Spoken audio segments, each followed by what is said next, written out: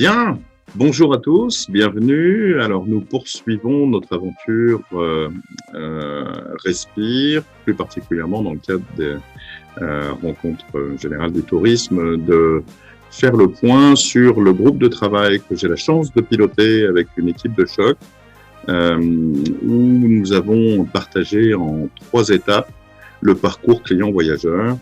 Comme il y a quelques jours, vous avez pu, ou en tout cas vous pourrez sans doute dans les commentaires pour voir le lien, parcourir donc les échanges que nous avons eus avec Carole et son équipe sur la partie avant et donc les réflexions sur les motivations du voyage.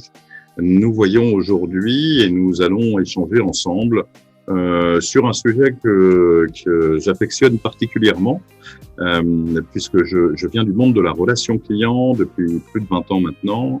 Je reste vague pour pas me vieillir plus que je suis. Donc dans le pendant, il s'agit de faire ce qu'on dit. Et donc il y a une particularité dans le marché du voyage, en tout cas, c'est une particularité. Moi qui ai eu l'opportunité de travailler dans différents environnements, dans différents secteurs d'activité, il y a des moments clés à chaque étape, et il se trouve que le moment clé le plus spécifique dans le monde du voyage est celui de l'acte d'achat. Or, dans tous les secteurs qui sont dans l'industrie du service, eh bien, c'est le moment de la réalisation de ce service qu'il y a les périodes d'attention qui sont les plus sensibles. Alors, on va essayer d'échanger ensemble sur deux gros sujets. Le premier sujet, c'est la responsabilité des professionnels en accompagnant effectivement l'objectif de voyager pour respecter aussi ceux qui nous accueillent et leur territoire.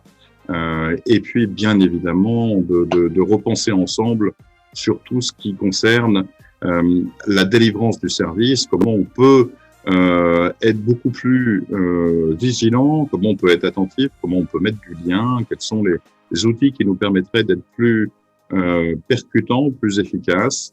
Dans cette logique, eh bien, Cyrielle a gentiment accepté de prendre le pilotage de l'aventure que nous allons vous conter aujourd'hui, avec Romain qui, dans la deuxième étape, va nous donner sa vision, son expérience, son expertise et nous permettre de pouvoir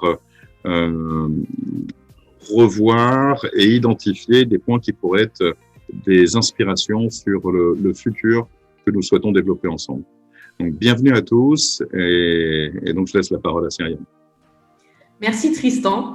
En effet, nous, on a réfléchi donc sur ce fameux stade du pendant, qui est le moment clé du voyage, puisqu'en fait, c'est le moment où le client va confronter ses attentes à l'expérience réelle qu'il va vivre, que ce soit des expériences attendues ou inattendues, comme on l'a vu finalement beaucoup l'année dernière avec la crise du Covid. Donc, c'est important dans cette étape du pendant d'offrir une expérience client qui soit unique et efficace.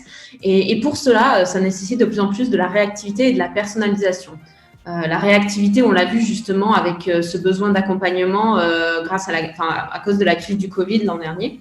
Et la personnalisation, ça c'est important pour répondre au mieux aux attentes et aux attentes en termes d'expérience et de vécu.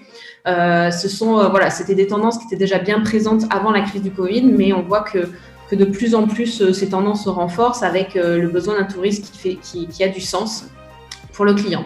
Donc finalement, c'est sur ces 2 sujets qu'on va débattre aujourd'hui. D'une part, comment finalement gérer ses attentes et la demande grandissante d'expériences authentiques. Et d'autre part, comment gérer l'inattendu, accompagner le voyageur pour que son expérience de voyage se passe au mieux. Le rassurer, l'accompagner et aussi gérer l'imprévu, notamment grâce au volet technologie qui est de plus en plus présent. Donc pour débattre sur ces sujets, je ne suis pas toute seule, je suis très bien accompagnée aujourd'hui puisque nous avons Vantaï, Marie, Valérie, Eric et Carole qui interviendront sur ce débat et sur l'interview avec moi. Donc, pour revenir au premier constat qu'on a fait au niveau pendant du voyage, c'est l'importance de l'expérience et cette demande grandissante d'expérience authentique. On l'a vu, c'est cette demande d'expérience en immersion, ce besoin de voyage de sens n'a fait qu'augmenter. Et je pense que la crise du Covid n'a fait que renforcer ce besoin de dépaysement, d'authenticité et de rencontre. Donc, dans la lignée de ce constat, il y a une vraie question au niveau de la création et de la production de ces expériences qui correspondent à des attentes clients. Notamment, la balance entre finalement ces attentes, ses envies et sa zone de confort. Donc, Vantaï, tu vas nous en dire un peu plus là-dessus en tant qu'agence réceptive sur le Vietnam, tu es souvent confronté à ça. Donc, comment est-ce qu'on peut construire aujourd'hui une expérience authentique et en immersion et respecter l'attente du client ? Ok, parfait. Donc, comme Cyril a bien souligné, aujourd'hui, il suffit de taper les mots-clés sur Google, tout ce qui est hors des sentiers battus, authentique, immersion. On sait très bien que c'est parmi les mots-clés les plus populaires. La tendance est là, mais on constate il y a un effet assez frappant, c'est que il y a un écart assez frappant entre l'authenticité perçue dans l'imagination des voyageurs et la réalité du terrain.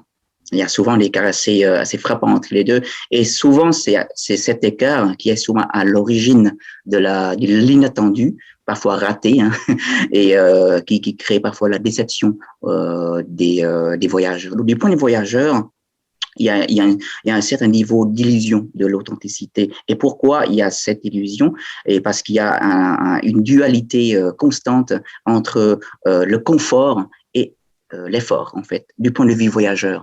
Ça veut dire que lui, il veut toujours rester dans sa zone de confort pour découvrir un pays. Mais en fait, puisqu'il reste dans la zone de confort, il a plus tendance à voir que la façade touristique d'un pays dans le folklore du pays, si vous voulez. Par contre, si il essaie de faire plus d'efforts pour se plonger on fait appel à l'image de l'expert culturel d'un pays.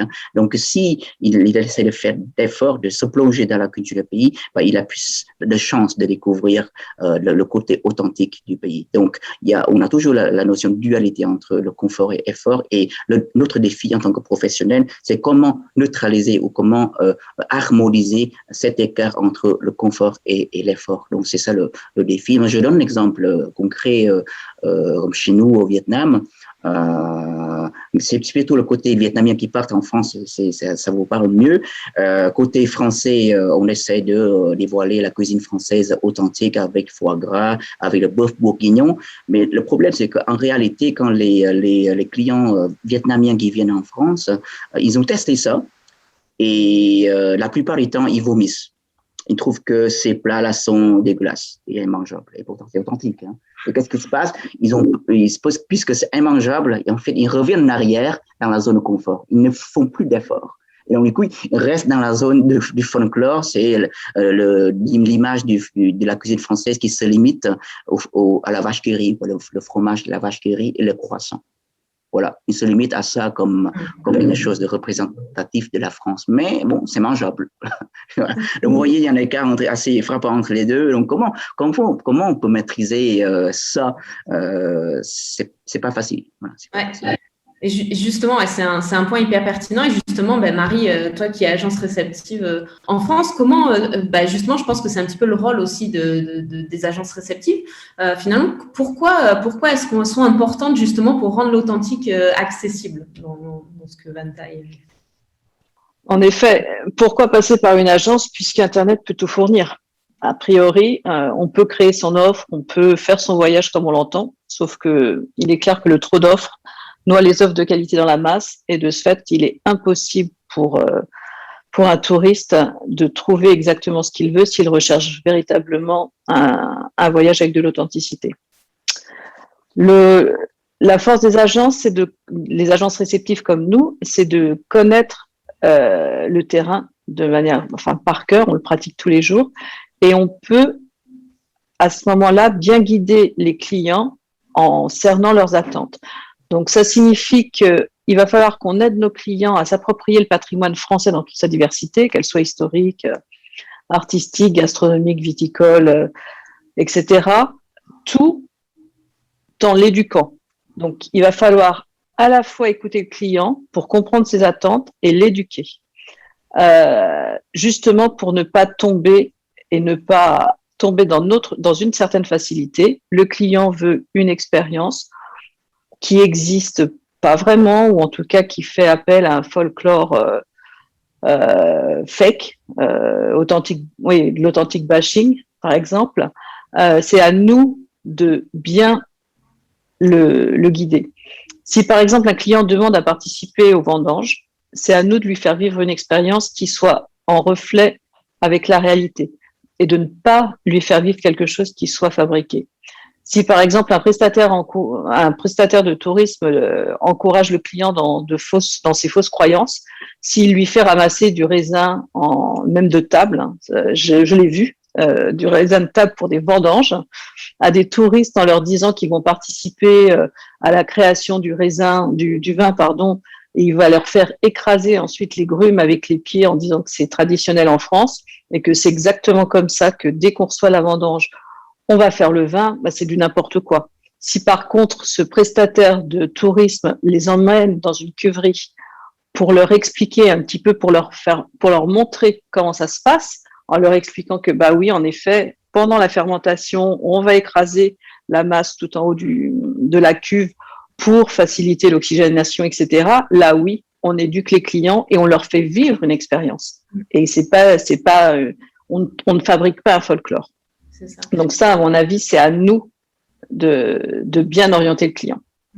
Et du coup, quand on travaille, quand une agence à l'étranger, comment est-ce qu'elle peut faire justement pour s'assurer de l'adéquation finalement entre le produit et la demande d'authenticité, le produit qui lui est vendu et cette demande d'authenticité?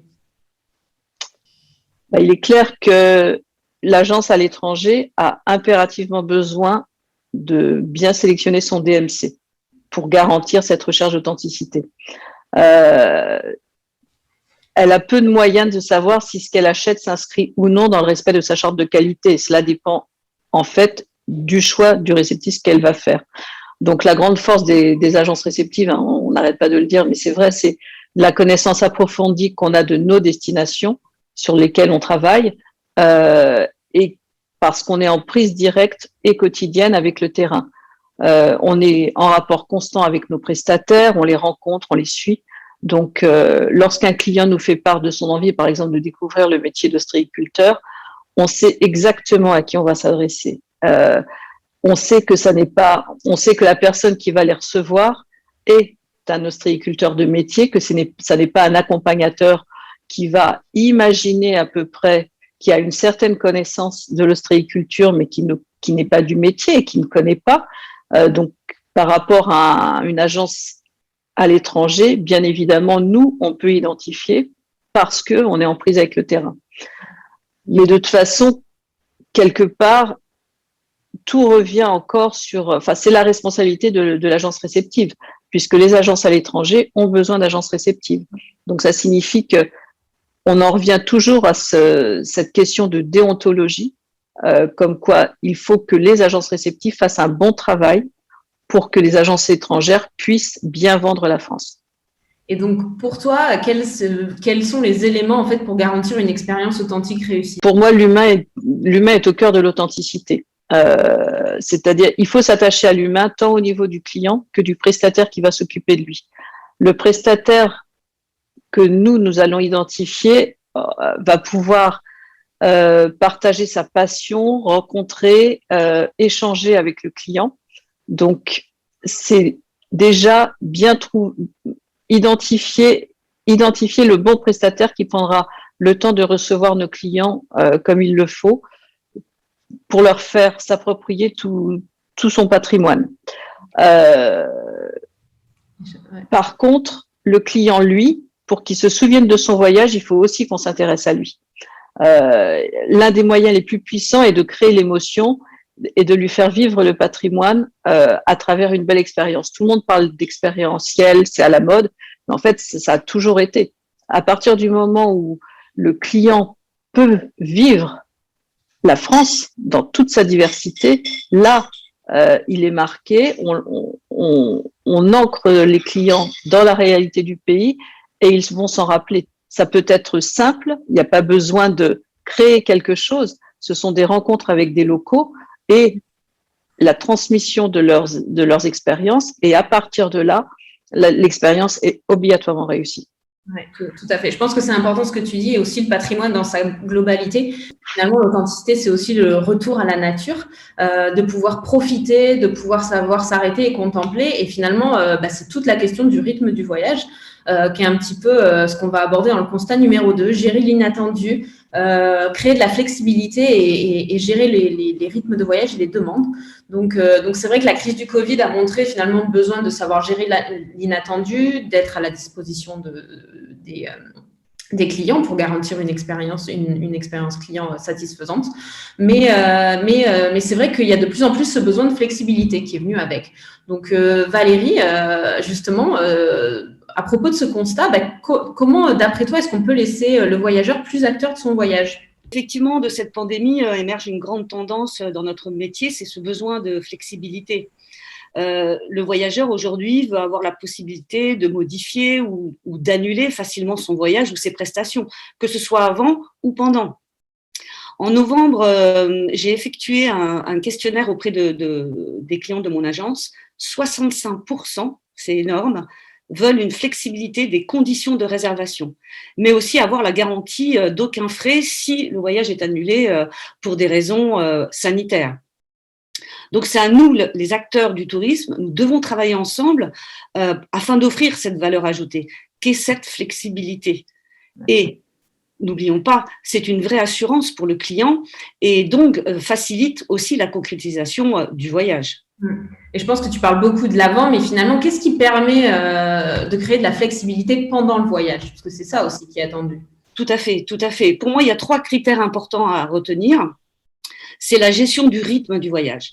Sur ce premier point, en fait, dans nos propositions de programme, on devrait laisser du temps, de l'espace, afin que le client puisse devenir acteur de son voyage. Bien sûr, on peut lui soumettre des suggestions, des idées, mais pendant son voyage, il aura le temps de choisir, selon ses envies du moment, des activités ou un restaurant, voilà, ce qu'il a envie de faire. Et un séjour, ça se planifie, donc c'est vrai qu'on dit de laisser de la flexibilité, mais concrètement, tu peux peut-être donner des exemples. Comment est-ce qu'on peut gérer cette demande de flexibilité quand on crée un séjour et finalement pour qu'il l'ait pendant le voyage ? Mon deuxième critère, qui est l'accompagnement du voyageur, et tout en donnant du sens. Alors, l'accompagnement donne déjà au voyageur un sentiment de sécurité, surtout dans la période que nous traversons, et il sait qu'il n'est pas seul. Et il permet de gérer cette flexibilité du séjour, comme c'est-à-dire au dernier moment, annuler, réserver un restaurant, une activité, une visite, une rencontre. Et je voulais venir aussi sur mon 3e critère, qui est lié au premier, c'est le temps. Ce temps disponible permet en fait aux voyageurs de pouvoir devenir plus acteurs de ces activités, de ces rencontres. Moi, dans mes séjours musicaux, nous incluons toujours une visite privée avec le choix de plusieurs thèmes. Comme par exemple à Venise, j'ai 3 thèmes, la vie quotidienne de l'aristocratie au XVIIIe, ou Venise, la ville de la musique, ou la Venise insolite. Malgré la proposition de plusieurs thèmes, nous avons demandé à nos guides de modifier l'approche des visites. Donc, à chaque départ de visite, le guide va prendre le temps d'échanger avec le client, de mieux le connaître, de l'écouter sur ses attentes et ses envies. Et là, la visite devient une visite sur mesure, mais il devient aussi acteur de son voyage, acteur de sa visite. C'est ça qui est pertinent. Et je pense que c'est important de dire donc comment le faire, mais finalement il y a de plus en plus d'outils, on le voit, qui se développent pour aider à faire ça. Donc c'est un petit peu ce que je voulais voir, faire un petit tour de table avec vous pour voir justement comment assister au mieux le voyageur pendant son voyage de manière concrète en fait. Effectivement. Alors moi, j'ai 2 casquettes. Je suis musique et opéra et je suis conseil pour Travel Assist. Et donc, j'ai pu voir vraiment les 2 côtés. Le côté musique et opéra, automatiquement, j'inclus dans mes programmes, dans mes séjours ou dans mes devis Travel Assist. Et je peux vous dire que ça a été très utile au départ de la pandémie parce que j'avais plusieurs clients qui étaient à l'étranger où tout s'annulait, tous les opéras fermés. Et mes clients, ils étaient dans la nature. Et grâce à cet accompagnement, on a pu rapatrier. Et en plus, je me sentais pas seule. Voilà, il y avait une équipe derrière, 2 concierges. Voilà, j'étais pas, moi, 24 heures à essayer de les rapatrier. Et de l'autre côté, en étant casquette travel assist, effectivement, on est là pour les problèmes, mais on est là aussi pour les partages. Donc, c'est-à-dire, on a la technologie, mais il y a aussi l'humain. L'humain. Combien de clients ont partagé leurs photos, combien de clients nous ont demandé, on a eu des suggestions pour faire des demandes en mariage, voilà. Et donc, c'était magique parce que nous, on vivait le voyage avec eux. Nos concierges, toute l'équipe de Travel Assist et le dernier Anda qui était parti en Guadeloupe. Donc, on avait des plages magnifiques. Voilà, des restaurants, etc. Et le dernier jour, il est rentré sur l'île et nous a envoyé une photo de son jardin avec la neige. Donc, voilà, c'est le partage. Et là, il se souviendra du partage. A fortiori, depuis le Covid, le client a besoin d'être entouré, chouchouté, j'ai envie de dire, et de se sentir absolument pas isolé. Alors dans ce cadre-là, en tant qu'agence de voyage outgoing qui travaille avec des réceptifs, ce qui me semble très important, c'est de construire une espèce de triangle vertueux, et les 3 pointes du triangle étant le client, l'agent de voyage et le réceptif. Alors c'est ou un triangle vertueux ou un ménage à 3 comme on le sent. Alors pourquoi ? Parce que les messages que le client peut être amené à transmettre durant son voyage, c'est un besoin d'assistance ou de conseil, etc., il ne va pas s'exprimer de la même manière, il ne va pas transmettre les mêmes émotions quand il va s'adresser à son agent de voyage qui est censé le connaître parfaitement sur le plan humain et avec le réceptif. Donc, il y a besoin d'avoir cette relation, même pendant le voyage, client-agence et client-réceptif. Et donc là, il y a besoin d'avoir ces deux liens. Évidemment aussi le lien entre l'agent et le réceptif, et parfois ils ont besoin de discuter à 3 ensemble. Et pour cela, il y a besoin d'un outil qui supporte ces discussions. Personnellement, moi j'utilise WhatsApp, donc en conversation one-to-one avec mon client, avec mon réceptif, et parfois ça peut être en discussion de groupe à 3, l'idée étant d'être très réactif, et spécialement, je me répète, quand on a des situations à la limite crise, comme pendant le Covid, ou des situations plus tranquilles qui nécessitent néanmoins de réagir rapidement. Je pense que c'est ça qui est pertinent, c'est qu'en fait, il faut aussi, quand on parle d'outils d'accompagnement, c'est aussi de définir, il y a des outils qui sont plus ou moins complexes, mais c'est vraiment trouver l'outil qui correspond aux besoins et au profil de son client. Pour l'agence, d'une part, c'est parce que c'est vrai qu'en fonction de l'âge, de la langue, de la culture, il va y avoir des préférences finalement d'oralité ou plutôt d'écrire et de communiquer par SMS ou par chat, mais aussi la typologie de service. On voit bien si c'est un accompagnement plutôt progressif et planifié ou s'il y a de l'urgence qui est aussi différent. Et ça, il y a aujourd'hui pas mal d'outils qui permettent de faire ça et de gérer, et c'est important de l'adapter, je pense, en effet, en fonction de son besoin. Mais en tout cas, pour conclure ce deuxième constat, je pense qu'on le voit bien. Au final, encore une fois, même si on met de la technologie au cœur de l'accompagnement, encore une fois, c'est pour rapprocher l'humain et c'est vraiment au service de cette relation humaine. Donc, c'est finalement ça, la boucle est bouclée. Même si on parle d'expérience d'immersion authentique et d'accompagnement, tout est lié et tout le cœur du pendant et du voyage, c'est vraiment cette relation humaine et cette expérience de l'humain pendant le voyage. Merci beaucoup à tous pour ces échanges. Alors, un petit smiley en remerciement pour Valérie qui m'a fait un petit clin d'œil. Alors, je me permets aussi d'évoquer un certain nombre d'outils qui existent et qui sont connus. Alors, pas obligatoirement par le grand public parce qu'elles sont souvent mis en place en marque blanche, mais aujourd'hui, il y a beaucoup d'applications qui concentrent un certain nombre de bases d'informations en temps réel qui évoluent, comme le propose Ntrip, comme le propose Mike's, comme le propose Travelfreak. Et donc, c'est des outils en plus qui s'adaptent en fonction des attentes de la typologie de clientèle et qui permettent de manière dynamique, il y a une modification d'une visite demain ou après-demain, et cette modification peut se retrouver automatiquement sur le roadmap mis à disposition du client.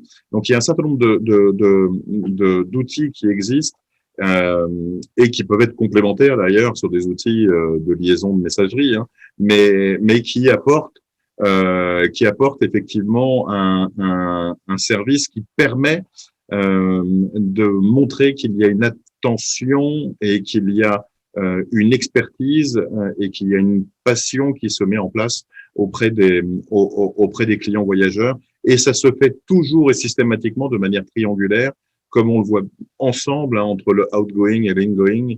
Voilà, on travaille tous main dans la main.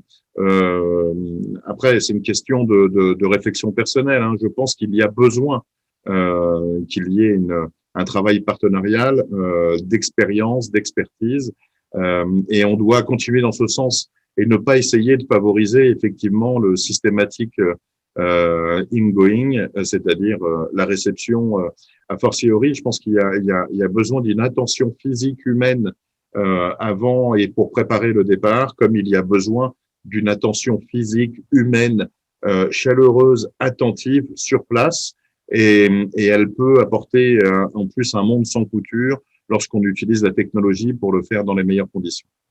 Alors maintenant, je vais laisser, merci à tous, Cyrielle, poursuivre ce débat avec Romain. Alors là, c'est l'arroseur arrosé. J'en suis très heureux. Merci beaucoup d'avoir relevé ce défi. Cyrielle, je te laisse la main pour accompagner ce deuxième temps fort de notre rencontre aujourd'hui. Tout à fait, merci Tristan. En effet, bonjour Romain. Merci d'être avec nous aujourd'hui. En effet, pour cet exercice un peu particulier, puisque en tant que journaliste à Tourmag, c'est plutôt vous qui avez l'habitude de poser les questions. Aujourd'hui, c'est notre tour. Donc, vous êtes normand de 36 ans. Ça fait 3 ans que vous travaillez chez Tourmag et vous travaillez aussi bien sur des sujets technologiques qu'autour de problématiques de distribution et finalement assez générales autour de l'industrie du tourisme. Alors, j'ai noté, vous m'avez dit que vos vacances idéales, c'était au bord de la route, le pouce levé. Alors là, c'est bien, on est à fond dans la spontanéité, la flexibilité et l'immersion. Donc, ça correspond bien à ce dont on parle aujourd'hui. Donc, on voulait faire un petit retour avec vous sur l'année écoulée. Donc, c'est vrai que d'après votre regard et votre connaissance des grandes tendances actuelles et de l'impact du Covid, quelles sont finalement les grandes évolutions dans la façon de voyager selon vous ? Alors, bonjour Cyrielle, puis merci de me donner la parole. Bon, c'est pas quelque chose où je suis habitué. Moi, je suis plutôt derrière le stylo et prendre la parole. En plus, moi, je suis quelqu'un de timide et je suis journaliste depuis assez peu de temps. Donc, c'est quelque chose d'assez nouveau pour moi. Donc, j'espère que vous en retirez des choses intéressantes pour respirer et pour préparer le futur. Du coup, justement, pour revenir dans les tendances, ce que vous me demandiez, je pense que dans un premier temps, il se peut que le tourisme d'après soit quasiment équivalent à celui d'avant. Je pense dans un premier temps à quelque chose de restreint, puisqu'il va y avoir le phénomène du tourisme revenge ou revenge traveler, où justement les gens ils vont vouloir profiter à fond. Et puis après, va s'installer vraiment les grosses tendances. Une fois qu'on sera dit en fait là j'ai un peu fait n'importe quoi, c'est un peu comme on achète un gros pot de mousse au chocolat, on en profite en fait non c'est pas bon et puis on arrête quoi. Et ça sera sans doute, je pense à un certain temps ça sera sans doute comme ça. Et les tendances en fait c'est assez simple, c'est qu'après une année d'enfermement on a quasiment vu personne, on s'est vu en visio comme aujourd'hui, mais on a vu très peu de gens, on a fait très peu de nouvelles rencontres, voire quasiment aucune dans l'espace d'un an. Je pense que ça sera l'humain et la rencontre qui vont être au centre des vacances, des séjours à l'avenir. Et ça, va falloir aussi, comme l'a pu le dire Valérie ou Marie, je pense que ça va être un point très important et c'est là aussi où les agents de voyage auront leur rôle à jouer et aussi peut-être la technologie, pour remettre de l'humain. Et il faut pas l'oublier parce que je pense qu'on est en gros manque de rencontres depuis quelques temps. L'autre tendance qui a été un peu obligatoire l'année dernière, c'est le local. Mais en fait, c'était une tendance qu'on voyait venir depuis quelques temps, mais qui s'est imposée à nous.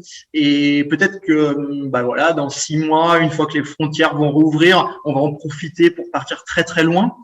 Mais en fait, à terme, le local restera par obligation. Je vais reprendre une phrase de Saskia Cousin parce que moi, je ne suis pas un penseur du tourisme, je suis un simple observateur et Saskia Cousin est une sociologue du tourisme. Donc, elle dit justement que ce n'est pas la distance kilométrique qui fait le voyage. Ce qui fait le voyage, c'est le chemin que le voyageur a parcouru vis-à-vis de lui-même. Donc voilà, donc le voyage, il peut commencer au coin de la rue, il peut commencer, ça peut être aller dans un quartier de sa ville qu'on ne connaît pas, avec des associations voilà, particulières qui vont nous faire découvrir quelque chose d'inattendu. Donc voilà, donc le tourisme à l'avenir, une des grandes tendances, ça sera le local. Alors local, ça peut être la France ou l'Europe, hein. C'est pas nécessairement faire 50 km, hein. Ça peut en faire 300, 400, 1000, 1500 quoi. Mais je pense que ça va être un point important. Et autre point aussi qui sera selon moi, voilà, qui constituera l'une des tendances, c'est que, alors il y avait l'expérience aussi qui est pas mal revenue dans le passage précédent. Donc on peut dire l'expérience ou l'aventure. Après une année, on est resté enfermé. Je pense qu'on va avoir besoin, et je pense que les voyageurs ont besoin d'être surpris. Et voyager, c'est pas seulement partir, mais c'est vivre quelque chose de différent. C'est ce qu'a pu dire aussi Van Dijk tout à l'heure. Je pense que voilà, c'est peut-être sortir de sa zone de confort. Alors bon, visiblement, tout le monde n'est pas prêt à cela, mais je pense que moi, je fais partie d'une génération qui a pu bénéficier d'Erasmus, qui a pu bénéficier de Ryanair, donc partir très facilement n'importe où pour quasiment rien. Et en fait, on s'est rendu compte que Rome, Paris, Londres, Madrid, en fait, c'est les mêmes centres-villes, c'est la même chose. On peut manger la même chose, on peut avoir ses croissants le matin n'importe où. Et en fait, je pense qu'on a une génération qui a besoin d'être un peu plus surprise que les générations précédentes, celle de mes parents par exemple. Donc, voilà, on aura peut-être plus besoin de sortir de nos zones de confort et je pense que ça plaira à Van Dijk, je pense. Bonjour Romain, donc Carole. Bonjour Carole. Alors justement, je rebondis sur ce que vous venez de dire, être surpris, ça signifie aussi qu'il faut inventer. Et finalement, la crise aujourd'hui, si elle questionne le tourisme dans sa raison d'être, elle pousse beaucoup à la créativité, à réinventer le tourisme, à réinventer le voyage. On a vécu déjà via la digitalisation une grosse transformation, une autre est en cours en fait. On parle beaucoup aujourd'hui de raison d'être, d'utilité sociétale, de RSE. Alors, moi, la question que j'ai envie de vous poser, c'est sur cette année qui vient de s'écouler, qu'est-ce qui vous a marqué en tant qu'innovation qui vont dans ce sens-là, justement? Alors, bon, j'aime bien reprendre les phrases des autres, parce que moi, voilà, c'est un peu ma spécialité. Il y a justement Sophie Lacour, peu avant le CES de 2020, où j'ai été invité, dans une interview dans Tourmag, excellent magazine, excellent site que je vous invite à consulter quotidiennement. Justement, elle me disait que pourtant, elle, c'est une spécialiste de la technologie. Elle est elle est une observatrice, elle fait que ça, elle mange techno, elle lit techno, vraiment. Et justement, ce qu'elle me disait, c'est que elle me disait que ces derniers temps et ces dernières années, nous ne pouvons pas dire qu'il y ait de l'innovation pure, en fait. On est plus dans l'incrémental, c'est-à-dire qu'on va améliorer. Par exemple, moi, j'étais au CES en 2020. Oui, 2020, j'ai l'impression que c'était déjà une autre vie. Et en 2020, justement, il y avait des écrans partout, donc des écrans pliables, il y avait un sac à main avec un écran dessus. Bon, c'était incroyable, c'est magnifique, mais en fait, c'est juste l'amélioration, quoi. Et on améliore, en fait. Et est-ce qu'il y a une innovation pure qui va révolutionner nos vies? Ces derniers temps, j'en ai pas spécialement vu. Alors, il y en a sans doute. Moi, je suis pas non plus, j'ai pas non plus un œil constant fixé sur l'innovation, mais voilà, on est plus dans l'amélioration de l'existant. Et toutefois, il y a quand même quelques innovations qui m'ont particulièrement intéressé et qui m'ont vraiment marqué ces derniers temps. Alors, ça va vous paraître très éloigné du tourisme, mais justement, je pense que tout est tourisme, en fait. Toute innovation est tourisme, puisque le tourisme est partout, en fait. Donc, et ces innovations, donc, il y a BFC et, alors, je regarde mes notes parce que c'est Jenny de Watergen, qui est une entreprise israélienne. Donc, alors, je sais pas si vous verrez les images, mais il y en a une, elle produit des puces qui font quelques millimètres, et qui sont générées à base d'eau, de sucre et d'enzymes. Alors là, vous allez vous demander, mais quel est le rapport? C'est tout simplement qu'en fait, ils ont créé une nouvelle énergie totalement biodégradable qui permet de générer donc une énergie permettant d'alimenter. Actuellement, c'est plus des petites LED, des diodes, mais peut-être qu'à l'avenir, ils auront la capacité de développer une énergie bien plus puissante. Mais voilà, en fait, et Watergen aussi, pour revenir aussi à Watergen, ça ressemble un peu à des fontaines à eau, sauf qu'en fait, il n'y a aucun branchement. Ce sont des fontaines à eau totalement autonomes, qui n'ont besoin d'aucune énergie et qui vont extraire de l'eau potable à partir de l'humidité de l'air. Donc c'est juste hallucinant. Enfin, moi j'étais bluffé, donc j'ai bu de l'eau d'une machine qui n'avait aucun branchement. Je trouvais ça juste incroyable. Et en fait c'est ça, c'est que le tourisme à l'avenir va devoir être durable. Il va falloir, voilà la petite phrase que j'ai mise, c'est décomplexer le voyageur de voyager justement. À l'avenir, ce sera important et ça, c'est mettre l'innovation de le faire, de rendre durable le voyage. C'est-à-dire que à l'avenir, d'ici quelques années, une personne quand elle va monter dans l'avion, il va pas falloir qu'elle ait des regrets et qu'elle se dise « je détruis la planète, je vais faire un voyage de 10 000 kilomètres, c'est pas bien ». Non, en fait, il va falloir la décomplexer et je pense que seule l'innovation va pouvoir y arriver. Et c'est là où ce sera très important. Il y a aussi d'autres choses comme, alors dans l'accompagnement, il y avait des choses qui étaient très intéressantes aussi, ce qu'a pu dire Tristan. Je pense que la techno est très importante dans le sens où elle va vous permettre aussi d'accompagner le client 24 heures sur 24. Je pense que maintenant, un client, lui, ne comprend pas qu'un agent de voyage ne va pas lui répondre même s'il est à l'autre bout du monde. Ça, c'est un peu fini. Alors, je dis pas que c'est à vous de le faire, parce qu'il faut que vous dormiez aussi. Je sais qu'Eric dort assez peu, il est tout le temps là présent pour ses clients, mais quand il y a un client qui est coincé aux États-Unis ou en Thaïlande ou au Vietnam, voilà, c'est peut-être pas à lui de l'assister. Donc, il y a la solution de Tristan qui est là, mais il y a d'autres solutions. Et je pense que c'est important. Il le sait. Ouais.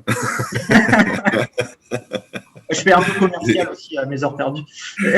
Mais ça va, tu prêches un convaincu puisqu'on travaille ensemble. Mais je pense que c'est hyper important parce que moi, je me suis retrouvé coincé justement dans le cadre de ce CES dans une zone à Vegas. Je vais aller récupérer les clés d'un logement. Là, il y avait personne.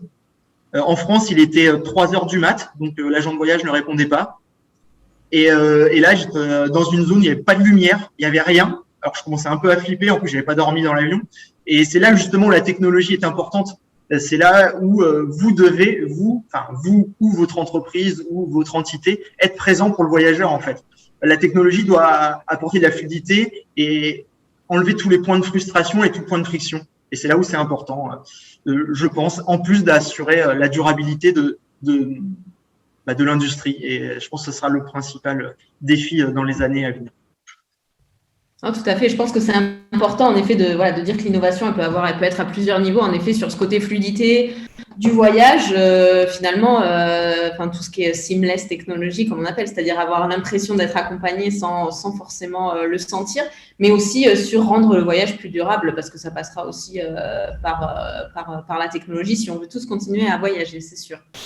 Et justement, comment, si on parle justement sur le voyage de demain, alors c'est difficile de se projeter, mais est-ce que, on en a parlé un petit peu dans la première question, comment est-ce que, Romain, vous voyez justement les grandes tendances pour voyager demain par rapport à ce qui se fait, ce qui a besoin peut-être de se réinventer par rapport à ce qui existe aujourd'hui? Alors, d'ailleurs, je vais vous apporter une petite note d'espoir, puisque dans ce monde où il y a énormément de contraintes maintenant, donc sanitaires, contraintes techno aussi, je pense que le rôle d'agent de voyage sera mis en avant, puisqu'il va devenir assez compliqué de voyager pendant quelques temps, entre les tests PCR, le vaccin pour d'autres pays ou d'autres problématiques encore, et de fournir aussi les preuves que vous avez bien été vacciné, que votre test a bien été fait dans les temps. Je pense qu'en fait, toutes ces contraintes, alors ça peut vous paraître un peu enquiquinant, mais toutes ces contraintes rendent votre rôle indispensable. Donc, voilà. Donc, parenthèse refermée, mais je pense qu'il faut aussi le prendre en considération et ça sera aussi tout ce que vous allez devoir ingurgiter là pendant les semaines à venir avant que la reprise réelle intervienne, puisqu'elle sera, je pense, assez puissante cette reprise. Mais et voilà, vous allez devoir intégrer cette dimension. Alors, je pense qu'à l'avenir, les touristes, pas les touristes, mais le voyage sera un petit peu plus rare puisqu'il va coûter un petit peu plus cher. Il y aura sans doute moins de compagnies aériennes ou alors elles vont avoir des grosses sommes à rembourser. Donc, ce qui fera que les billets vont devenir un peu plus chers, donc ils vont être un peu plus rares, et ça sera voilà aussi une dimension à intégrer. Ça ne voudra pas dire qu'il y aura, le voyage sera réservé à une certaine catégorie ou une certaine élite. Non, on voyagera sans doute juste moins en fait, plus longtemps, mais moins fréquemment. Ce sera une des dimensions, je pense. Et puis, comme je vous l'ai dit tout à l'heure, l'humain va être hyper important. Il y avait je crois que c'est Valérie tout à l'heure qui disait, il faut gérer l'inattendu et permettre aussi un peu de spontanéité, que le voyageur devienne acteur. Je pense que ça va être très important. Il faut créer des moments de sérendipité. Donc normalement dans l'innovation, la sérendipité, c'est une découverte scientifique qui est faite un peu par hasard. Je pense que dans le voyage, il va falloir laisser aux voyageurs ce moment-là. Parce que ça fait une année, on est tous en télétravail, où on travaille beaucoup plus qu'à l'accoutumée, parce que généralement, télétravail, il y a plus trop de frontières entre le travail et la maison, justement. Et voilà, justement, il faut apporter des moments de souffle, des moments de respiration pour permettre la rencontre. Ça va être très important, je pense, à l'avenir. Et comme disait aussi un peu Charles-Édouard Girard, le cofondateur d'Home Exchange, il n'existe pas une seule forme de tourisme, il en existe différentes. Et selon lui, il dit justement, je n'arrive pas à croire que tout le monde veuille faire la même chose. Que nous allons dans un pays quand nous allons dans un pays, c'est pour rencontrer des gens. Il faut arrêter les injonctions du genre, le tourisme, c'est comme ça. Voilà, il y a différents tourismes, il va falloir s'adapter à ça. C'est très important. Et il va falloir mettre de l'humain, de la sérendipité. La notion d'enfermement doit être prise en compte aussi. Il faut l'inattendu et je pense que les gens vont avoir besoin de sortir de leur zone de confort aussi. Ils vont vouloir être surpris et c'est à vous de les surprendre. Je dis pas que c'est facile, hein. Et voilà, je pense que le voyage de demain, ça sera un peu tout le contraire de la devise des JO, donc plus loin, plus haut, plus fort. Ça sera moins loin, peut-être plus longtemps, mais moins impactant. Donc voilà, et de remettre de la sérendipité, de la rencontre et énormément d'humains, parce qu'on en a beaucoup manqué. Et je pense que ce sera ça l'avenir. Bon, après, c'est pas évident, hein, donc j'espère que je vous aurai éclairé et aidé là-dedans. Oui, merci beaucoup Romain. En effet, c'était très intéressant d'avoir votre point de vue et votre vision par rapport à tout ce que vous voyez passer en tant que journaliste. Et c'est vrai que finalement, on arrive aux conclusions similaires de ce qu'on voit, nous, finalement, de notre vue en tant qu'acteur du voyage, et puis vous en tant que journaliste, et puis ce besoin, en effet, de plus d'humains et finalement de plus aussi d'outils, de technologies pour accompagner et pour renforcer ce côté humain et gérer l'inattendu, mais finalement un inattendu pas forcément négatif, un inattendu aussi qui est positif avec toute cette notion de sérendipité et de découverte un petit peu inattendue. Donc non, c'est sûr qu'on a de beaux jours et de belles expériences de voyage devant nous. Donc merci beaucoup et puis je vais laisser la conclusion à Tristan pour conclure ce petit ce webinaire sur le pendant. Je te laisse la parole. Ce joli voyage arrive tout doucement pour préparer l'après. On dit souvent dans le monde de la relation client que les situations d'attente, les situations de questionnement, les situations d'inquiétude, les situations d'alerte, aussi petites soient-elles, sont des opportunités. Sont des opportunités pour le professionnel de démontrer son professionnalisme, de démontrer sa réactivité. On l'étudie souvent après, parce que après, lorsqu'il y a des choses qui ne se sont pas bien passées, eh bien, on est obligé de réagir à des réclamations.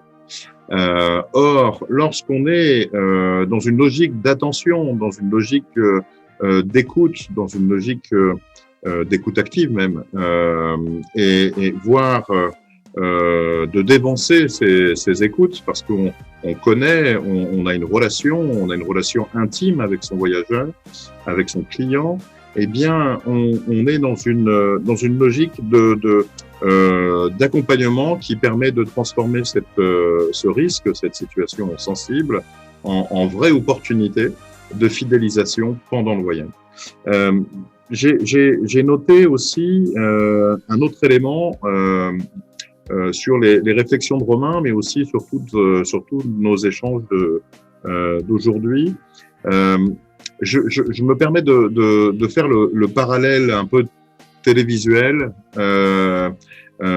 des émissions qui donnent effectivement une vision du voyage qui est bien différente que celle qu'on peut avoir dans la télé-réalité, où on se retrouve à je sais pas combien enfermé dans une salle pour faire tout un tas d'actions, ou dans des grands complexes hôteliers où on déjeune le midi à la cantine. Eh bien, lorsqu'on se retrouve face à une émission telle que celle qui est J'irai dormir chez vous, eh bien, la découverte est vraiment dans la spontanéité, elle est vraiment dans une logique de la rencontre de l'autre et elle se fait dans tous les pays du monde.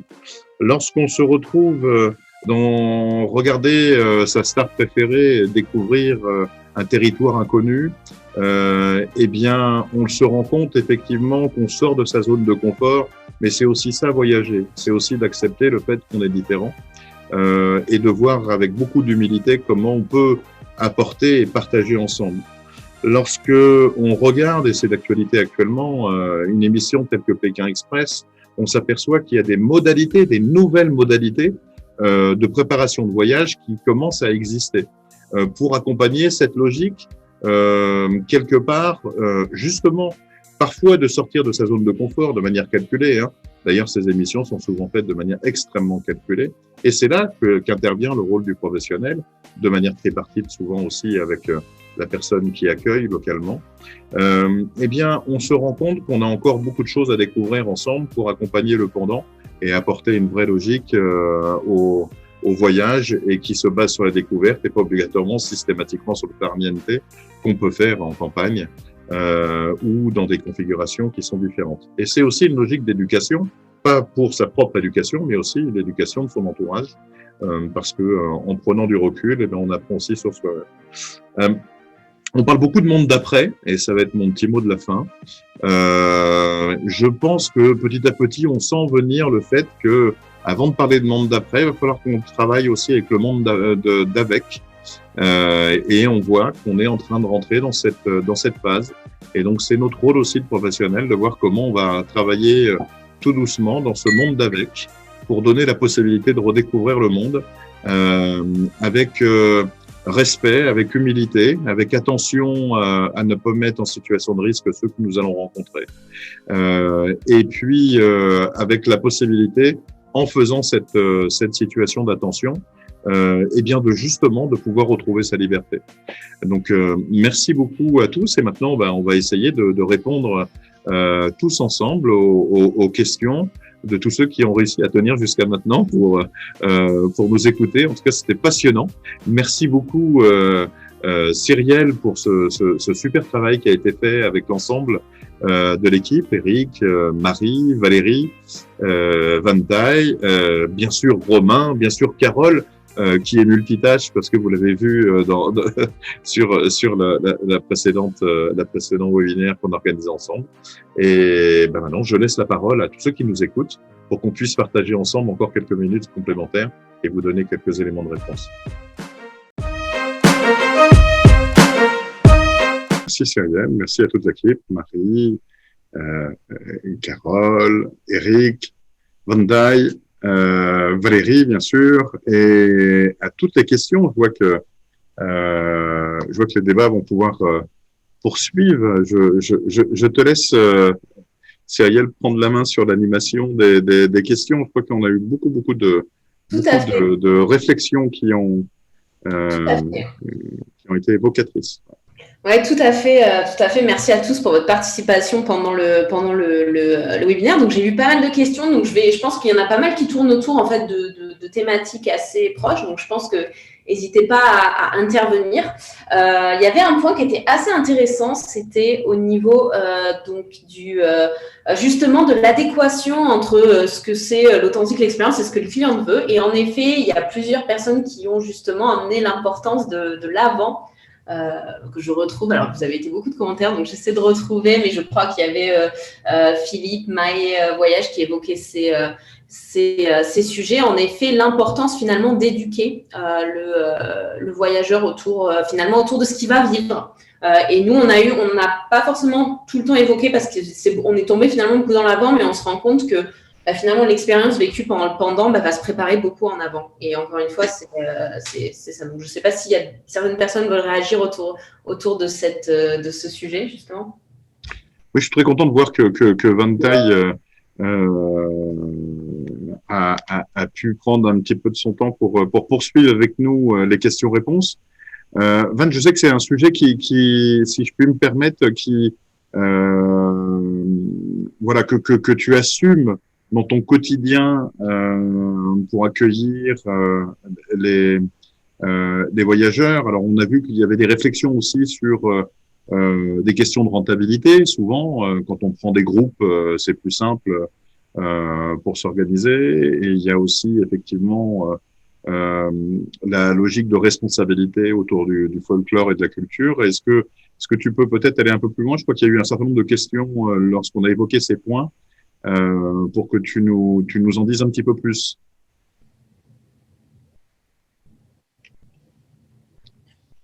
Alors, faudrait peut-être que je te... Alors, il faut que tu ouvres ton micro, Van.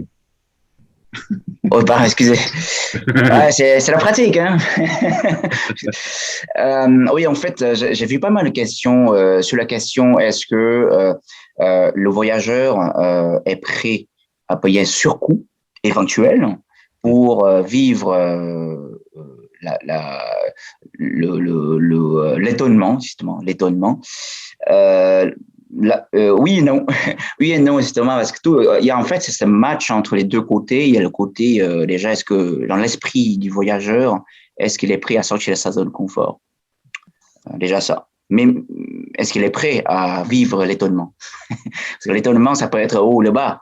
L'étonnement ça peut être une mauvaise surprise ou une bonne surprise, on s'entend. Donc déjà ça. Et puis côté le coût. C'est pas nécessairement le coût pécuniaire, mais parfois c'est aussi le coût de temps. On oublie souvent négligemment ce côté, c'est que, imaginons, même si le voyageur essaie de se débrouiller seul pour vivre l'étonnement, c'est pas la question d'argent, mais parfois c'est le temps qu'on perd pour pouvoir dénicher tel ou tel étonnement attendu. C'est pas sûr. Donc, c'est pour ça que ça fait le lien avec l'autre question. Est-ce que le voyageur peut se débrouiller seul pour avoir l'étonnement sans assistance d'une agence réceptive? La question est oui, mais à quelques conditions quand même. C'est que il faut posséder aussi autant de connaissances pointues que l'agence réceptive pour pouvoir le vivre. Est-ce que c'est sûr? Est-ce que c'est certain?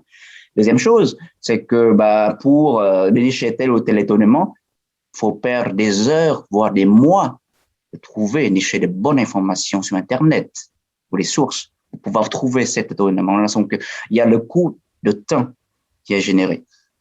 Voilà. Donc, tout est possible, hein, mais après, il y a toujours l'inconvénient, l'avantage. OK, on peut se débrouiller seul, on peut trouver l'étonnement seul, mais voilà, conditions de temps et conditions de préparation mentale. Est-ce que le voyageur est prêt à faire ces efforts-là, déployer ces efforts pour ça? C'est pertinent parce que justement, on a parlé du coût, du prix, et il y a eu justement en conclusion beaucoup de questions par rapport justement au coût de la personnalisation, au coût justement de cet accompagnement, de cette spontanéité. En effet, aujourd'hui, je pense pas qu'on a tous la réponse, mais il y a aussi cette question de se dire quel est le coût aujourd'hui. C'est vrai qu'on est plus, et je vois aussi en commentaire, il y a pas mal de commentaires à ce niveau-là, dire qu'aujourd'hui, en effet, beaucoup de gens qui pratiquent la personnalisation sont plutôt sur du voyage et du produit qui s'adresse à du CSP+. Mais je pense qu'il est important de parler de technologie. La technologie évolue et je pense que peut-être que Tristan, tu vas pouvoir peut-être intervenir vu que toi, tu es dans un sujet tech. Justement, la technologie peut se démocratiser, en fait, l'innovation au fur et à mesure. Peut-être c'est un sujet qui doit te parler. Oui, et puis c'est un sujet sur lequel on a beaucoup discuté dans le travail en amont et d'ailleurs aux origines de Respire aussi, puisque on a émis, tu en faisais partie, voilà, la dimension tech auprès des professionnels de voyage et bien évidemment le pendant est un élément important. On a vu des échanges, je crois que c'était Annick aussi qui évoquait ce point. Je pense qu'il y a aujourd'hui des outils qui existent, mais je pense qu'effectivement, il faudra voir comment on peut faire en sorte de simplifier la relation permanente entre le voyageur, l'accès aux informations et qu'il soit pas considéré uniquement comme un consommateur, mais je dirais, une vraie personne. Et c'est aussi le pendant de la technologie. Faut pas oublier que lorsqu'on fait une recherche Google, on est avant tout un consommateur. On n'est pas obligatoirement quelqu'un en recherche d'une information à titre personnel. Et donc c'est aussi ce qui fait notre valeur ajoutée, c'est d'aller chercher, d'apporter, ça donne du sens au rendre service quelque part. Et donc voir comment les outils de demain vont nous permettre de pouvoir faciliter cette action. On le dit souvent, mais il faut pas l'oublier. Toutes les infrastructures qui vous permettent de pouvoir disposer d'un service gratuit, c'est que vous êtes le produit. Donc voilà, chaque action a automatiquement un coût et donc si les coûts sont les données personnelles, je pense que demain c'est un sujet qui va petit à petit rentrer de plus en plus en ligne de compte. Ce qui n'était pas le cas il y a quelques années, parce qu'on s'en moquait un petit peu, mais on voit bien que c'est un sujet qui prend encore plus d'importance, le sujet de la responsabilité aussi, qu'on a en tant que voyageur, qu'on a en tant que professionnel lorsqu'on se déplace. Ouais, merci Tristan. En effet, tout à fait, c'est très pertinent. Alors, il y avait une autre question, plusieurs points qui sont revenus autour du CRM et de l'utilité du CRM justement pendant le client. En effet, on parle beaucoup du CRM pour garder cette connaissance du client. Beaucoup dans l'avant. Je pense qu'on en reparlera aussi beaucoup dans l'après pour faire la transition. Mais en effet, c'est plus. Je pense que voilà, c'est un outil qu'il faut avoir et qui peut être utilisé sûrement à chaque étape. Je ne sais pas si quelqu'un peut peut-être témoigner de son utilisation peut-être du CRM pour le pendant. Après, je pense que c'est un sujet dont on reviendra là-dessus sur le suivi justement dans l'acte de voyage pour créer une boucle vertueuse justement vers l'avant. C'est un point important, le CRM. On apprend à connaître son voyageur et puis je ne sais pas si quelqu'un a un point à avancer là-dessus. Il y a plusieurs questions sur le CRM. Cyrielle aussi, moi ce que j'ai noté, c'est que le CRM permettait surtout une relation de l'agence vers le voyageur et qu'en fait l'idée c'était d'aller plus loin. Bien sûr qu'il faut connaître son voyageur, CRM ou pas d'ailleurs, mais aller plus loin en permettant au voyageur de contacter l'agent et de réintégrer bien sûr toutes ces données dans une base CRM. Ouais. Je crois qu'il y avait eu ce genre d'échange. Alors, en effet, peut-être plus au niveau des agents de voyage, quelqu'un pourrait… Non. Quelqu'un pourrait peut-être, mais d'ailleurs, parmi les présents, s'il y en a qui souhaitent apporter leur expérience ou leur retour d'expérience sur l'utilisation, effectivement, de leurs outils clients pour faciliter l'accompagnement. Est-ce qu'il y a des informations qui sont transmises aux réceptifs pour faciliter peut-être le lien ou apporter une personnalisation complémentaire? Bonjour, c'est Maxime. Je ne sais pas si vous m'entendez. Oui, bonjour Maxime. Oui, voilà, bonjour. Pour ceux qui ne me connaissent pas, je suis le fondateur et dirigeant de Very Local Trip. On propose des expériences à destination, surtout des expériences urbaines, personnalisées. Maxime, si tu veux, peut-être tu peux te mettre en vidéo, comme ça. Oui, alors attends, 2 petites secondes. Ce sera plus sympa. Je bouge, je me mets… Ah, non, excuse-moi. Comme tu veux. 2 petites secondes, voilà, c'est bon. Allô? Oui, on te voit. Oui, vous me voyez? Oui, voilà. Et en fait, le CRM, oui, alors on travaille beaucoup en B2B avec des agences de voyage, donc plutôt haut de gamme, en fait, du voyage personnalisé. Et c'est vrai que c'est un super outil. Alors, il y a certains de nos clients qui ont un CRM, d'autres non. Et c'est vrai que ça permet quand même de récolter pas mal d'informations sur le profil du client et de pouvoir les dispatcher, en fait, à nos accompagnateurs lors d'un briefing. Et surtout aussi, pourquoi pas, de matcher, en fait, je dirais l'accompagnateur qui va le plus avec le profil du client. Parfois, ça peut être un détail sur la profession, la passion du voyageur, leurs envies à destination. Alors nous, on dit toujours aux accompagnateurs que lorsqu'ils vont rencontrer les clients sur place, à l'hôtel, il y a à prendre et à laisser aussi. C'est-à-dire que ce sont des informations qui sont diffusées 6 mois ou 3 mois avant le voyage. Les envies peuvent évoluer. Sur place, madame a cassé son talon de chaussure juste avant la visite. Il va avoir trouvé une petite boutique de designer sympa à Bangkok pour remplacer le talon, sinon la visite va pas mal se passer. Va falloir satisfaire parfois des envies divergentes au sein d'un même groupe entre le papa la maman qui a envie de shopping justement et le papa qui a horreur de ça et les enfants qui vont juste vouloir faire une bataille de chasse aux Pokémon dans un super shopping mall à Bangkok. Enfin, je dis, voilà, tout est ouvert. Et c'est pour ça qu'en fait, je mettais en commentaire que l'écoute, c'est hyper important. Mais en tout cas, c'est un outil hyper important. Et nous, en fait, on fait remonter de l'information sur place, puisque nos accompagnateurs sont vraiment les yeux et les oreilles, en fait, et sont souvent des confidents des voyageurs. Et ça permet aussi de faire remonter de l'information en temps réel, avec parfois des agences qui ont un service de conciergerie sur place, d'autres non. Mais en tout cas, ça permet aussi de faire un rendu justement sur ces visites où il n'y a pas de programme. Alors, il y a 6 ans, certains des travel designers n'étaient pas forcément très à l'aise avec la vente de ces prestations, puisqu'en fait, justement, quand le client demandait c'est quoi le programme, il n'y en a pas. Voilà. Et aujourd'hui, ça permet justement à ceux qui vendent les voyages de mieux s'approprier ces visites qui sortent un peu du cadre et qui viennent complètement en complément de ce que proposent des guides plus classiques. Hein. On n'est pas en concurrence, on vient juste en complément avec une autre mise en perspective de la culture et de la ville localement. Ça pour dire que le CRM, c'est vraiment un super outil. Mais attention aux informations qui peuvent être diffusées. Il vaut mieux très peu d'informations sur un profiling client qu'une information erronée ou dépassée. Parce qu'on a déjà eu des petites mésaventures aussi avec ça.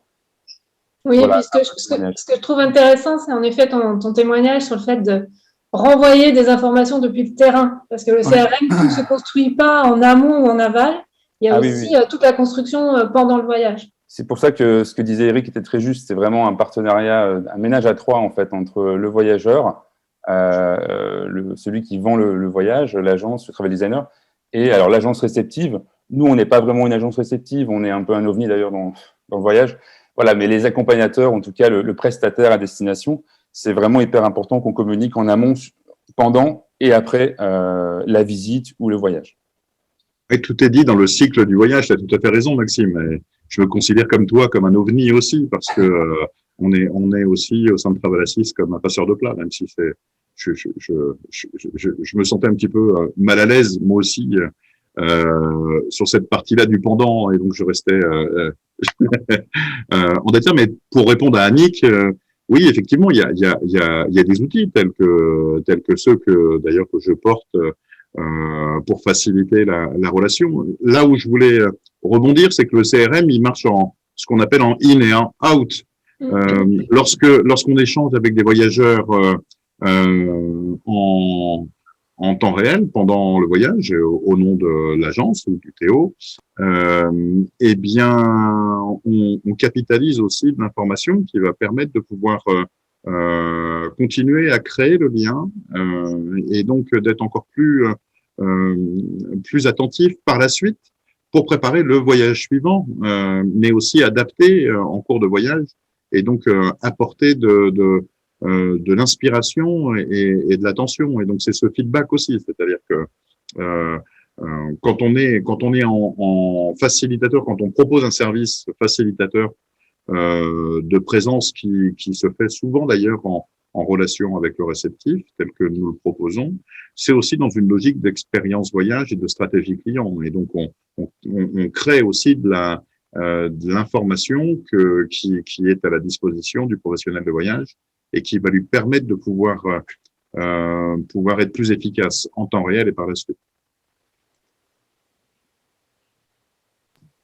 Alors, je crois que Cyrielle a un petit souci, parce que je la vois plus sur l'écran. Oui, elle a un petit souci technique, donc on va reprendre tout doucement. Moi, j'avais quelques petites questions à poser à Romain, parce que je sais que tu es très occupé aussi. On va pas t'éterniser, et c'est pas l'objectif. Mais Romain, toi, avec ton recul, en fait, j'ai des questions à Romain, mais aussi au DMC, au réceptif, qui pourrait nous apporter ce point. Est-ce qu'il y a une particularité? On dit souvent dans le monde de la relation client, d'où je viens, on dit souvent, et d'ailleurs c'est pas un hasard qu'une entreprise comme Téléperformance, qui est le numéro 1 mondial de la relation client, est une entreprise française. Pas pour rien que le numéro 2 est une entreprise française qui a racheté une boîte américaine qui s'appelle Saitel. Mais ce sont des Français qui ont racheté cette société. Je parle de ça parce que je le connais très bien. C'est parce qu'il y a une particularité. Les Français sont particuliers.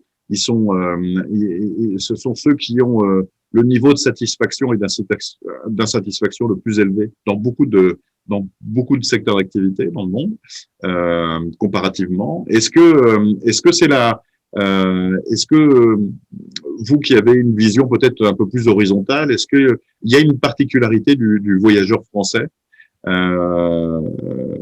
Quel est ton avis, Romain, sur ce sujet et peut-être des réceptifs qui ont ce retard. Mais d'abord Romain, ça m'intéresse ce sujet.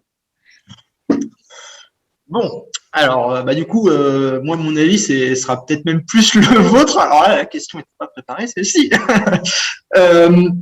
Du coup, est-ce qu'il y a des particularités françaises? Je sais pas. Après, on est quand même un pays où le tourisme et le voyage est très important depuis longtemps, contrairement à peut-être à d'autres pays. Et ce qui fait qu'on a peut-être une antériorité et aussi qui fait que on peut être un petit peu plus exigeant que certains. Donc je pense qu'il y a quelque chose comme cela aussi qui doit rentrer en compte par rapport à l'exigence. Et puis on a un pays qui est assez riche aussi, qui offre beaucoup. Donc si on va à l'étranger et que c'est pas spécialement trop dépaysant, que ça change peut-être pas trop de la maison, je me dis que peut-être que c'est pour ça aussi que les Français ont tendance à être un petit peu ronchons. Après, justement, ce que disait aussi Van Taille tout à l'heure par rapport à l'étonnement. Il y a quelque chose aussi par rapport à cela. Est-ce qu'on a des voyageurs qui aiment l'étonnement? Je sais pas justement en fait. Peut-être qu'on aime bien rester dans notre zone de confort, du moins une partie, pas toutes, bien sûr. Comme on le disait, il y a plusieurs voyageurs différents, mais j'ai l'impression on fait partie des peuples, si on peut dire ça, mais qui aiment bien rester dans leur zone de confort et rester entre Français aussi. Quand on est à l'étranger, généralement on reste un peu entre nous. Et peut-être qu'il y a de cela aussi. Donc voilà, je sais pas s'il y a une différence particulière française par rapport aux touristes américains ou autres. Sans doute, mais voilà, je pense qu'il y a différents facteurs qui rentrent en compte. Et je pense qu'aussi l'étonnement, Ventaille sera plus facile à vendre en 2021. Après une année d'enfermement, je pense que les gens, là, tu pourras leur proposer un voyage à Barcelone ou je ne sais où, ils seront trop contents de partir. Donc l'étonnement, il va être hyper facile à vendre là. Après, peut-être qu'à l'avenir, ce sera un peu différent, mais je pense que pendant un temps, ça va être très très facile de le vendre, l'étonnement, et voilà. Donc ça peut être un argument un peu plus facile. Mais bon, c'est vrai qu'en ce moment là, c'est un peu compliqué. Le mois d'avril, là, il est pas évident. Mais, c'est clair. C'est clair. Marie, tu vois une particularité, même si tu es une inbound en France. Est-ce que les voyageurs français sont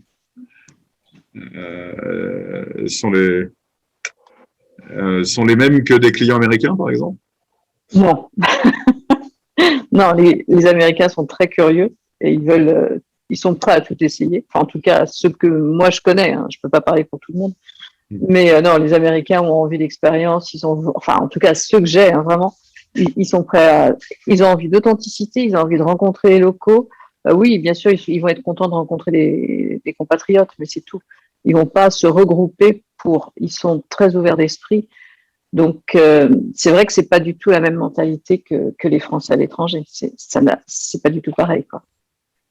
Mais bon, heureusement que beaucoup de Français ont aussi envie de découvrir hors des sentiers battus, avec justement des locaux sur place, etc. Mais c'est moins naturel que pour les Américains. Et les Asiatiques, très curieux. Très, très curieux. C'est eux qui sont presque le plus friands d'authenticité et de s'approprier tout ce qu'on peut leur offrir. Alors, il y a vraiment beaucoup de questions qui fusent dans le chat.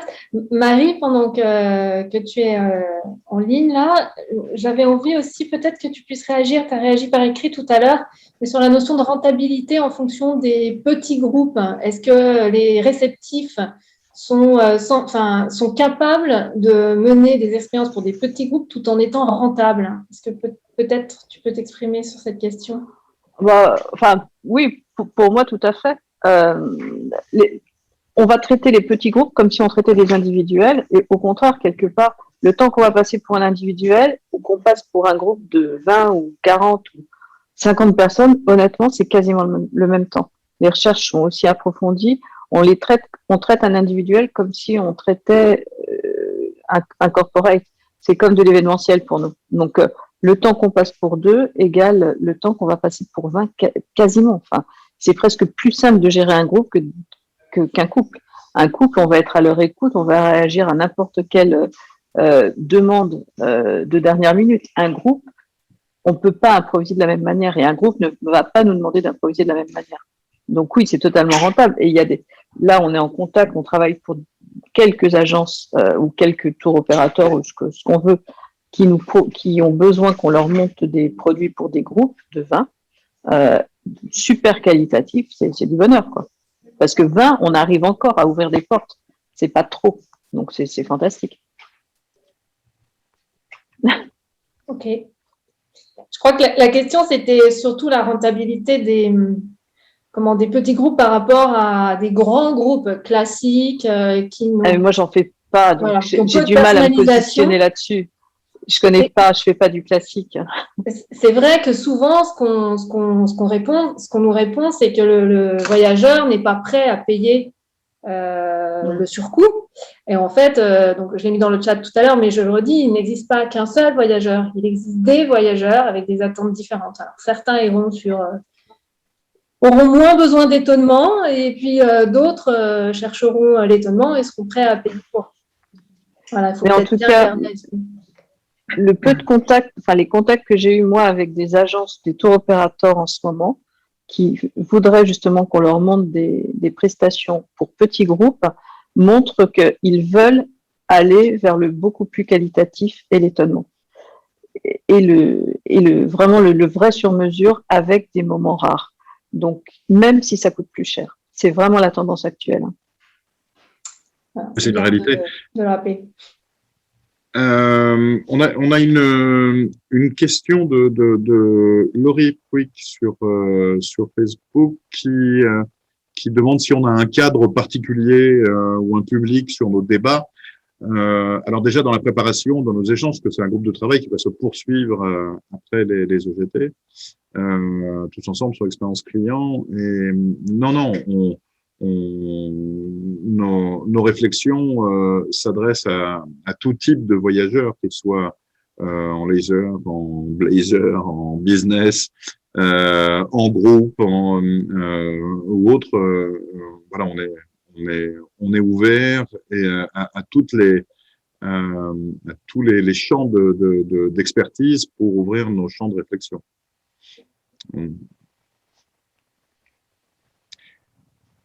Je me permets de rebondir sur Ventai. Tu as toi aussi peut-être une réflexion sur la particularité peut-être des Européens ou des Français par rapport à d'autres voyageurs.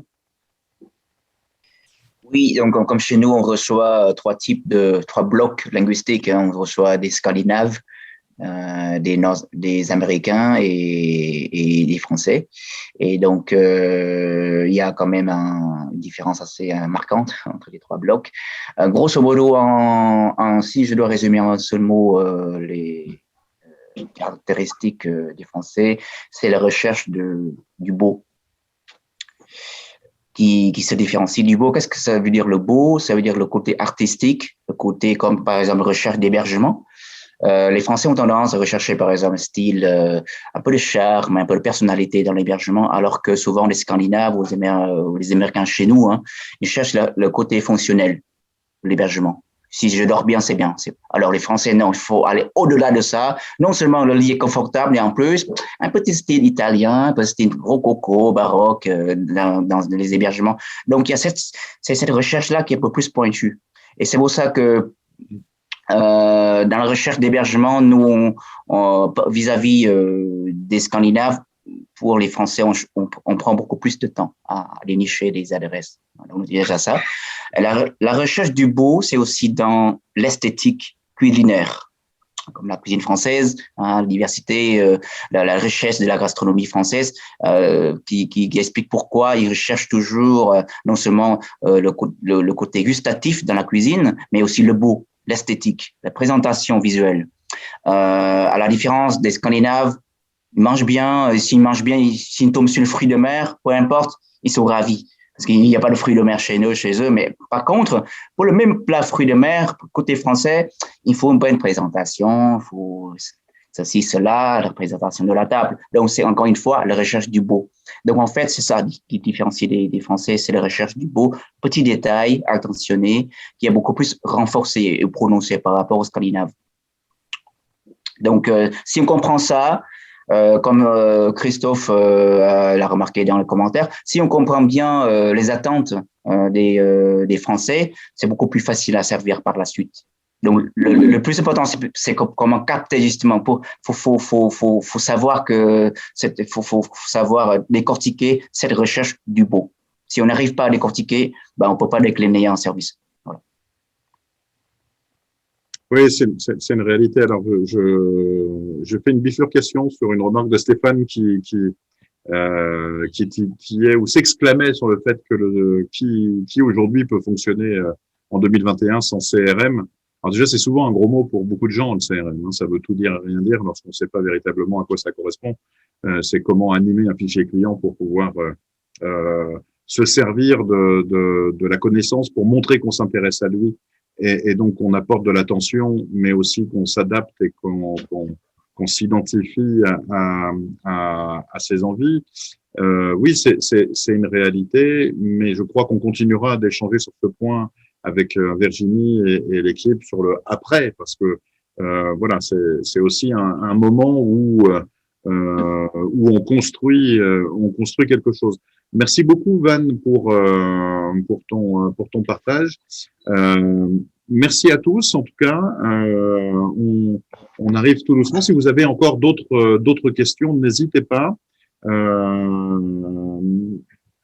Mais oui, 8 ans quand même, oui. Oui. Donc t'as un sacré feedback sur le français. En tout cas, merci beaucoup, Van. Je sais qu'avec le décalage horaire et ton activité pas mal dense, c'est un peu compliqué pour toi. Donc, merci beaucoup d'être là avec nous aujourd'hui et de nous permettre d'avoir du temps à nos côtés. Merci à tous pour votre présence. Je vois qu'on pourrait débattre pendant très très longtemps sur plein de sujets. Est-ce que Eric, tu aurais peut-être un petit message à faire passer, une conclusion ou autre? Je vois qu'en plus Cyrielle revient pour nous dire au revoir. En plus, elle est là, super. Ouais, je suis désolée, mais oui, merci à tous pour les questions et pour vous avez continué sans moi du coup, mais je suis sûre que ça a été super intéressant. Mais en tout cas, merci à tous de vous être connectés.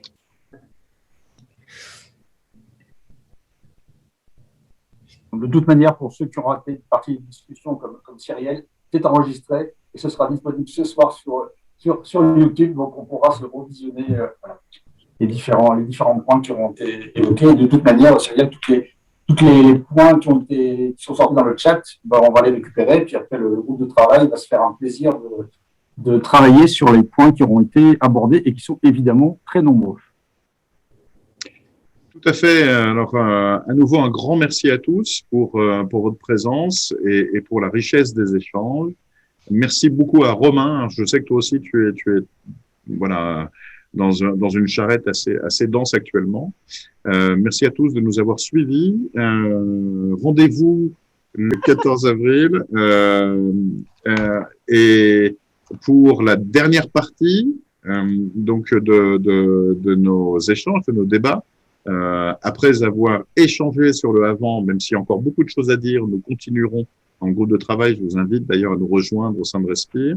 Le pendant aujourd'hui, et donc nous bouclerons donc nos débats avec l'après-voyage. Et donc comment nous allons analyser la variable d'ajustement, c'est-à-dire l'analyse et l'adaptation pour être meilleur demain, mais aussi continuer l'attention par la fidélisation. Voilà, et c'est un sujet extrêmement important que nous partagerons avec vous. En tout cas, merci à tous. Comme l'a très bien dit Eric, nous allons vous mettre le lien aussi bien sur LinkedIn que sur Facebook du replay, parce que je sais qu'il y en avait beaucoup qui souhaitaient nous rejoindre aujourd'hui, mais pour plein de raisons n'ont pas pu le faire, et donc j'espère qu'ils ne pourront nous rattraper dans ces points. En tout cas, Merci à tous et je vous dis à très très très bientôt pour continuer à poursuivre nos échanges et on vous souhaite la bienvenue, voilà, pour continuer à réfléchir avec nous dans les prochains jours.